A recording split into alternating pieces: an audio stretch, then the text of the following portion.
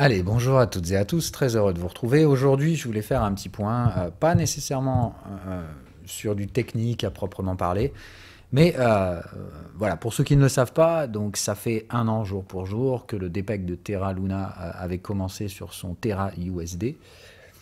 Et je me baladais ce matin sur différents articles, etc. Et je suis tombé sur un qui m'a personnellement beaucoup marqué, et je pense qu'il est nécessaire que vous le voyez vous aussi. Donc voilà, j'adore en général ces trucs-là parce qu'ils vous expliquent la notion temporelle et vous permettent de vous balader dans le temps. Je vais donc vous proposer ça, un timelapse de tout ce qui s'est produit depuis le 1er janvier 2022 et vous allez voir, c'est relativement marquant. Particulièrement en fait à partir d'un point très précis. Alors je vais vous le laisser jouer quand même. Bien sûr, je vous laisserai jouer avec, je vous mettrai le lien en description. Moi, je ne vais pas faire play ici parce que pour moi, ça n'a aucun espèce d'intérêt, mais juste essayer de vous montrer, en avançant à la main, les points spécifiques, les points chauds. Donc là, tout simplement, début 2022, on n'était pas encore dans le bear market, en tout cas pas officiellement, juste remettre les choses en contexte. À ce moment-là, on en était encore donc ici, ok.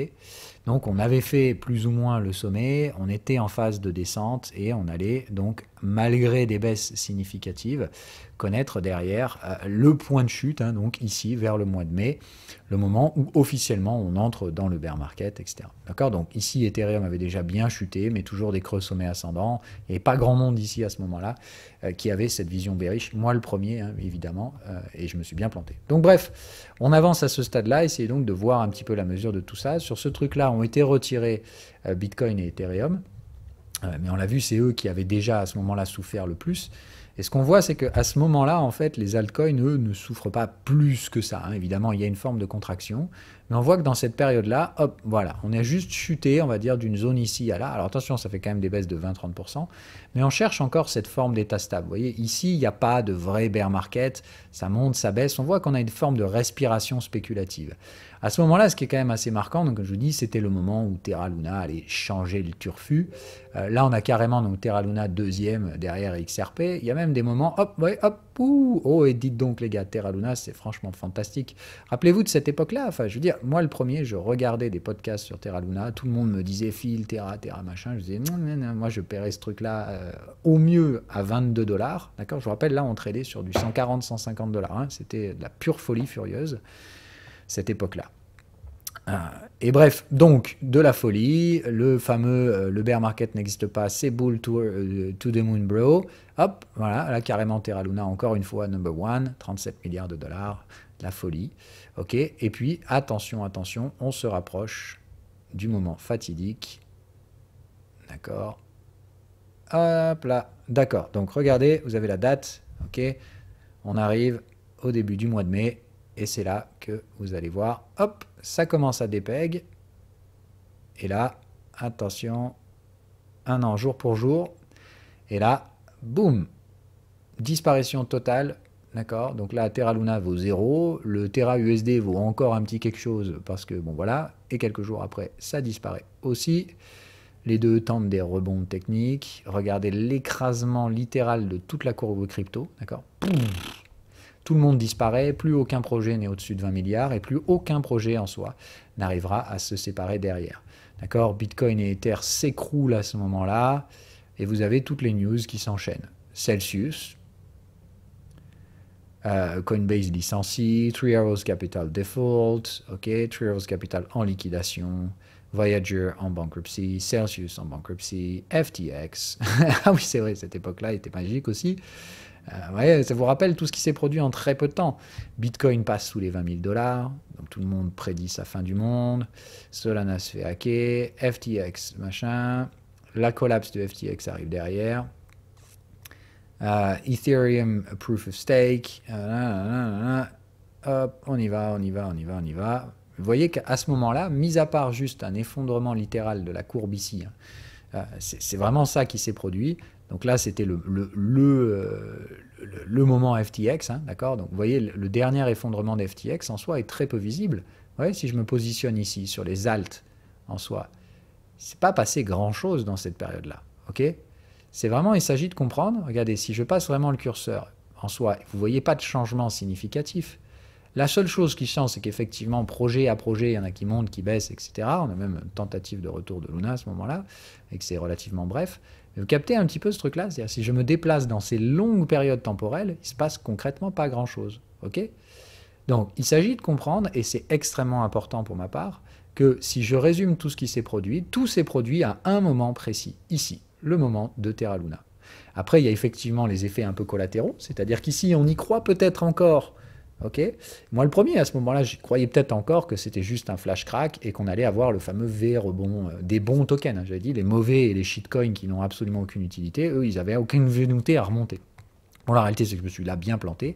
Mais ce que je voulais vous faire voir, c'est que surtout, en fait, si je me place ici, c'est-à-dire, on va dire juste début juin, donc le temps que Terra se pète bien la gueule, ok, donc on laisse quelques semaines, voilà. Donc on regarde l'ordre, Cardano, Ripple, Solana, Polkadot, Tron, Avalanche, Shiba. Alors je ne mets pas les shitcoins, enfin les trucs qui servent à rien, là, les dogcoins, Polygon, Chronos, Litecoin, Chainlink, Stellar, Monero, ok.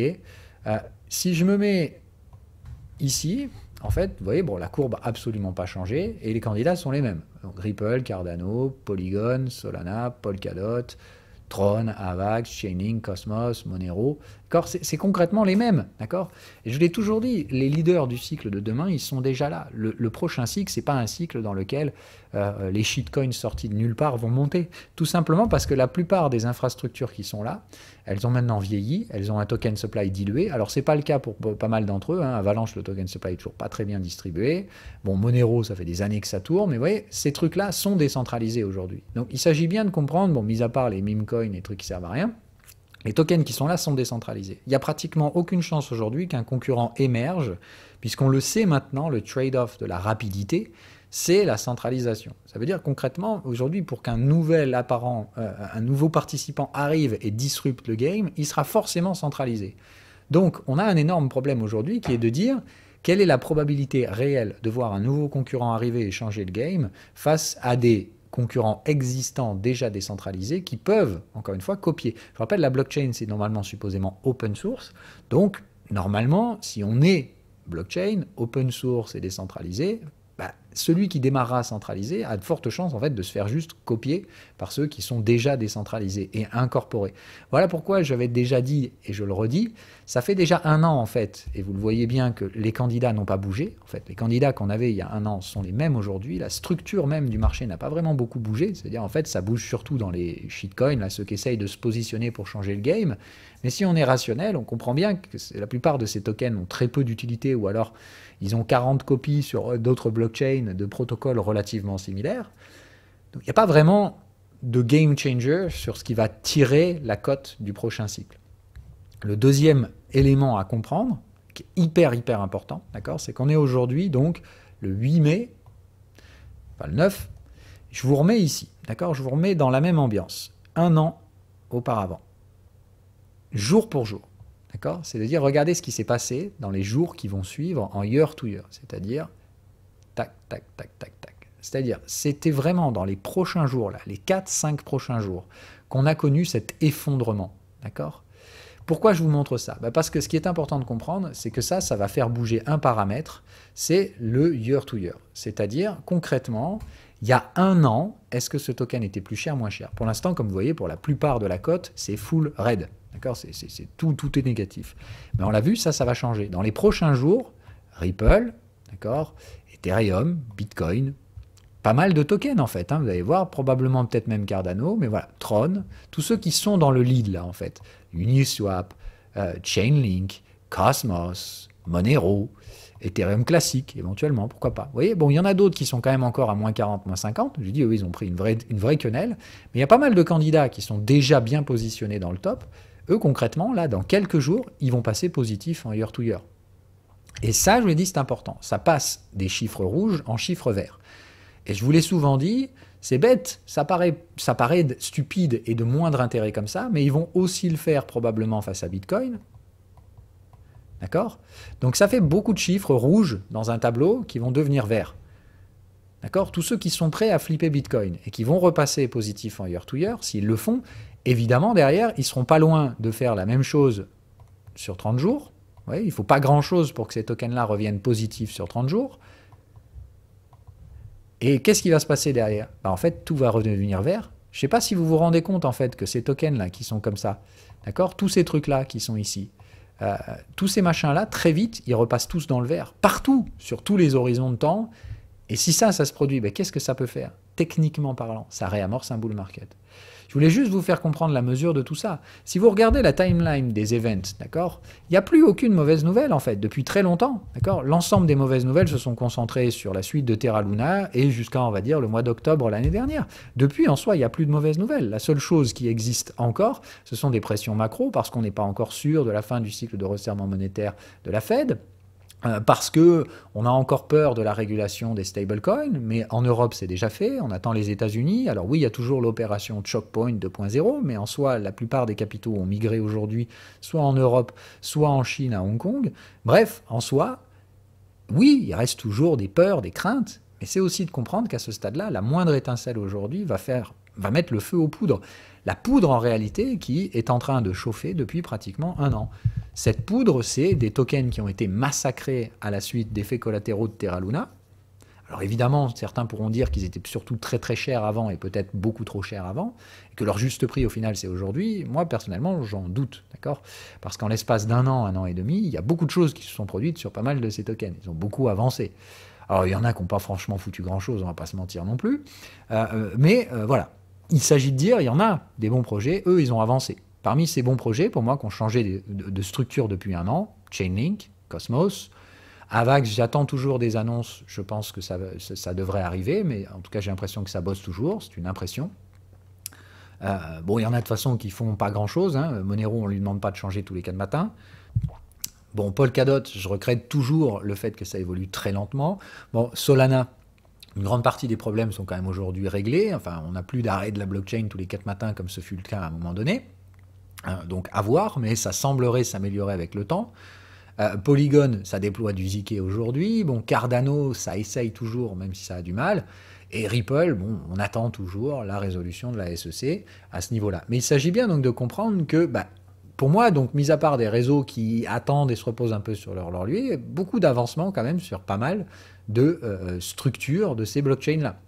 Donc attention, en un an, il s'en est passé des choses.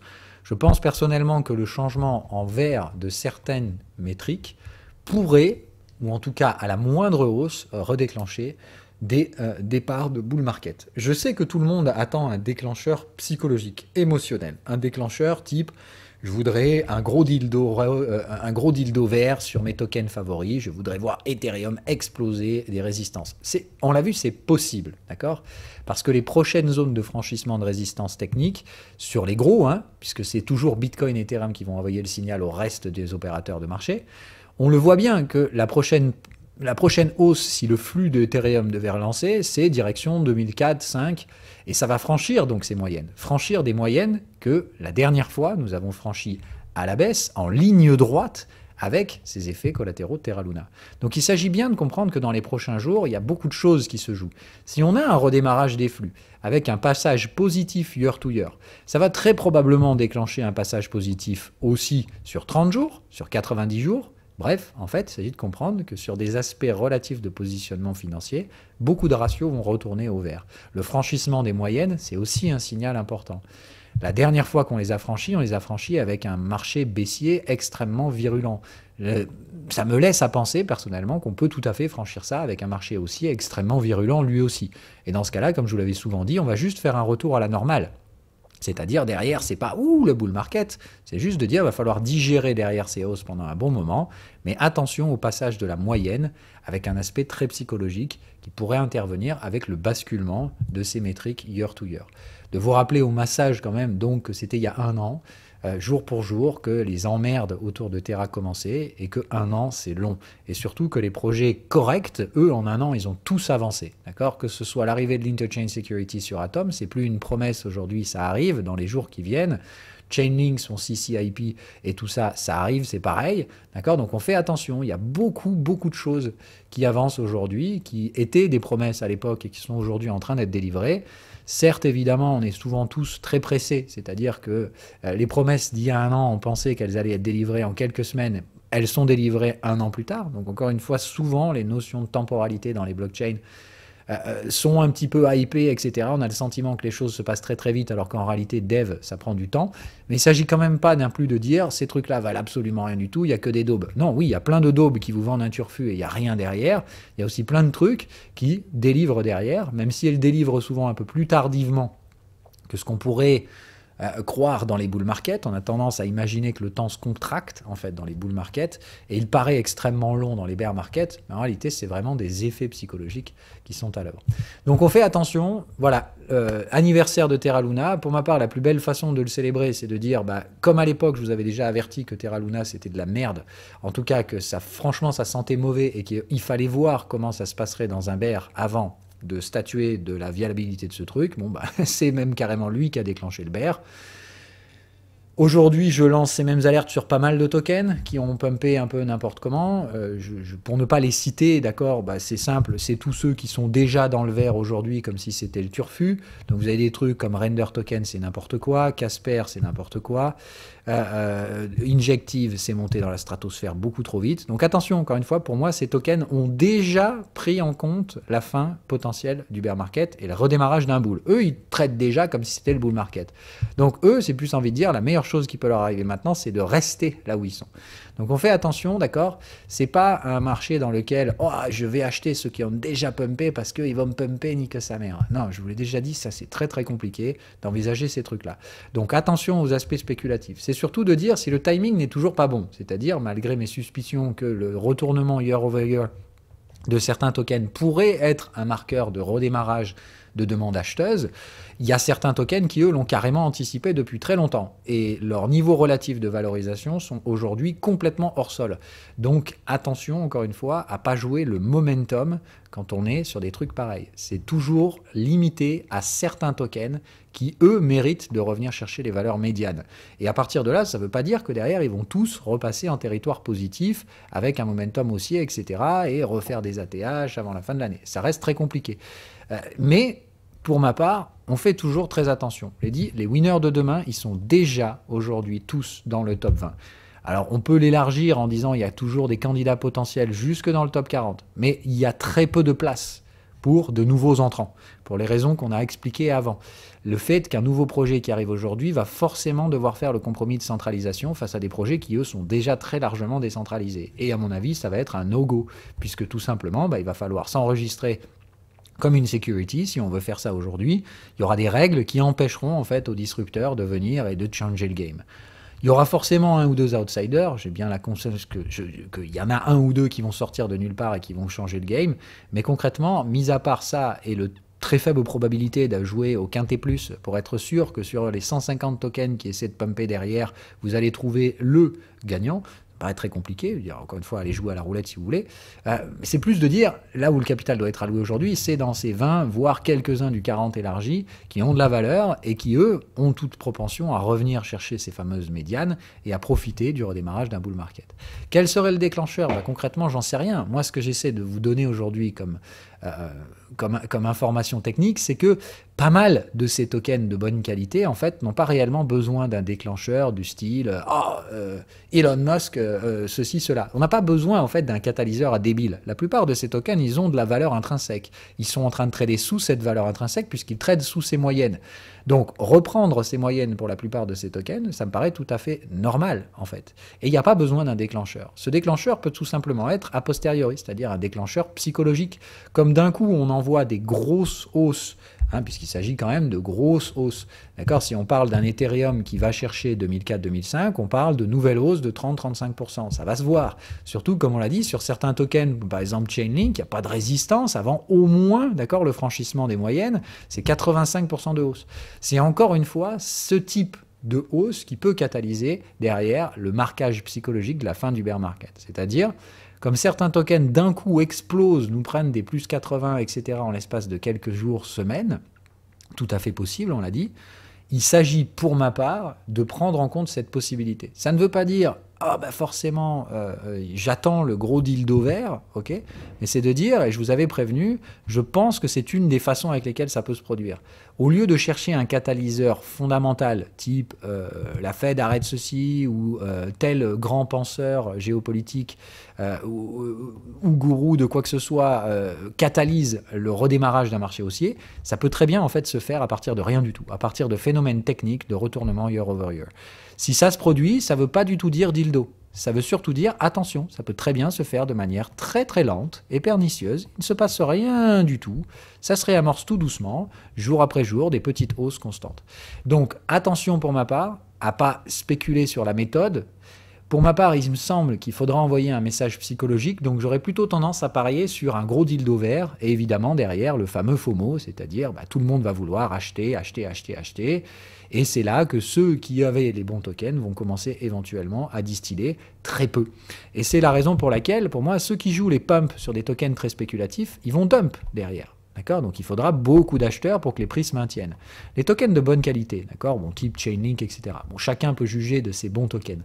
Moi, mes bons tokens, c'est de dire, Chainlink, si vous croyez que je vais commencer à vendre mes links à 6 milliards de market cap, rien à foutre. Hein. Donc moi, c'est plus de dire, le problème, c'est que si on mange un gros dildo vert et que les gens se jettent sur des protocoles, ah ça y est, je vais acheter tout parce que c'est la fin du bull market, c'est le début du bull market, le problème, c'est que s'il n'y a pas de vendeurs sur ces tokens-là, les prix vont continuer de monter. C'est ce que je vous avais dit. C'est qu'il y en a beaucoup qui s'imaginent que derrière, ça va être encore un piège haussier. Moi, je vous l'ai dit, ce bull market, il se réamorcera comme on a fait le bear market. C'est-à-dire probablement one shot et il n'y aura pas de repli ou des replis. Alors, des replis de cet ordre-là. C'est-à-dire, ça monte, ça se replie un peu, mais ça repart. Et il n'y aura pas de repli profond, etc., etc.